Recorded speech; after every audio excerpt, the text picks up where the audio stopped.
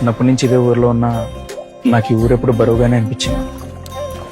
ఎప్పుడెప్పుడు ఈ ఊరు వదిలి బయటికి వెళ్ళిపోతానా అని ఆలోచిస్తూనే ఉండాలి. కోయిటిల్లు ఉద్దేశం ఉందా లేదా? కలదలు లేకుండా నువ్వు నా మొఖం ఎప్పుడైనా చూసావు?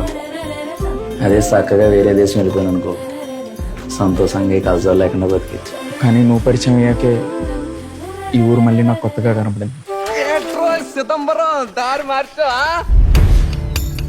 నీ పేరు చిదంబరమా? కాదండి, మరేటి అందరూ చిదంబరం అని పిలిస్తే పిలిపించుకుంటున్నా? అలవాటు అయిపోయిందండి. అండి ఏంటి లీలా అని పిలువు, నాది నీ వయసే. మన చిదంబరం గాళ్ళే. ఏంటి మీ అన్నయ్య మాట్లాడ్డా? నా పేరు చిదంబరం కాదు.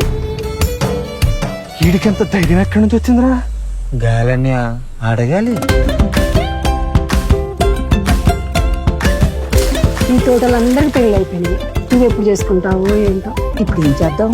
మా అమ్మ నాకు పెళ్లి సంబంధం చూసింది.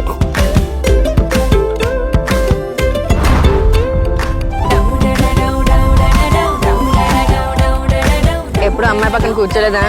లేదండి. కనపడుతుంది. It's okay. ఇది మాట్లాడాలి కదే. నాకు నువ్వంటే స్పాంటేనికల్ గా రావట్లేదురా. ఇప్పుడు కాళ్ళు అంకురోల్ని నీలా కన్ను అంకురోల్ని చూస్తే అని సౌండింగ్ ఇచ్చుకుని అయ్యో పాపం అని కళ్ళతో చూస్తారా. దాన్నే జాలంటారా చిదంబరం.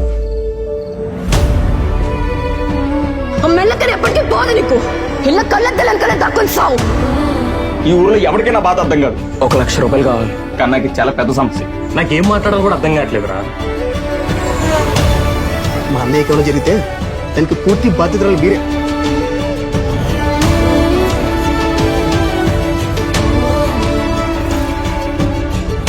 తౌడించుకొని నడిచి నడిచి మెల్ల లాగేస్తున్నాయి అమ్మా. ఇప్పుడన్నా నన్ను తలెత్తుకొని అమ్మా.